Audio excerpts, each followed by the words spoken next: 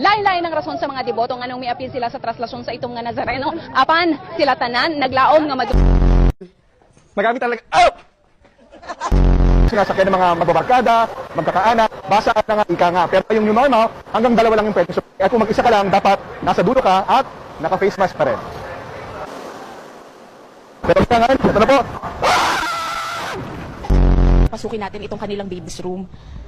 Dito raw makikita yung ilan nga sa mga drawing ng kanilang baby, maging ang kanilang mga laruan! Mga laruan! Sa kasalukuyan po, ayon sa Pag-asa, wala po silang namomonitor na sama ng loob o sama ng loob.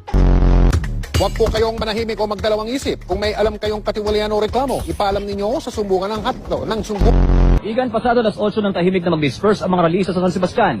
Ngunit matapos ang ilang negosasyon, ito ay matapos na nag-disperse sila.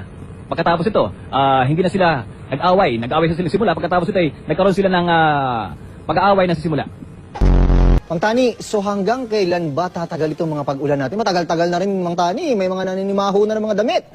Yes, Josie. Josie tuloy. Yung ating wind map, makikita natin yung tuloy-tuloy na paglakas ng hangin habagat. At ito ay dahil doon sa bagyong Josie. At hindi lang ngayong weekend, kundi maaring Lunes hanggang Martes. Mang Tani, sige, maraming salamat sa iyo. Baka kung ano pa matawag mo sa akin, maraming salamat. Galit na, panggawa ko, galit. Yung composition, kanina nakita natin yung pagdagsari ng mga tae. At nakakatuwa nga dito, Chi, kahit dito sa nakikita mo sa aking likuran, kahit hindi na nananawa yung mga tauhan ng simbahan dito, hindi sa physical distancing, yung mga tao na mismo ang tumatayo doon sa mga markings na nakalagay sa labas ng simbahan. At makikita natin na kahit nasa labas sila ng tindahan, nasa labas sila ng simbahan, ay makikita natin na hanggang sa ngayon, natutupad pa rin yung social distancing. At yun na muna ang naikas. Bagong isla na nabuo ngayong taon. Kung naalala ninyo, nitong Setyembre, may lumutang din na bagong isla sa Pakistan, dulot ng malakas na lindol na tinawag na Salsala Ko. Walang nakatira sa islang ito sa Pakistan dahil nagbubuga po ito.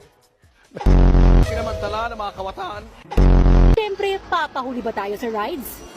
Isa ito sa pinakakinatatakutang rides dito sa Star City, mapabata man o matanda. Dito, halos 3 minuto ka pa iikutin sa ere. Yung kaligtasan, sigurado ka naman dahil sobrang higpit ng handbar. Pero yung tapang ko, hindi ko sigurado kung tatagal ng 3 minuto! Pataas ng pataas ang pag-ikot na tila mahihilo ka. Bakit ka tumila ako?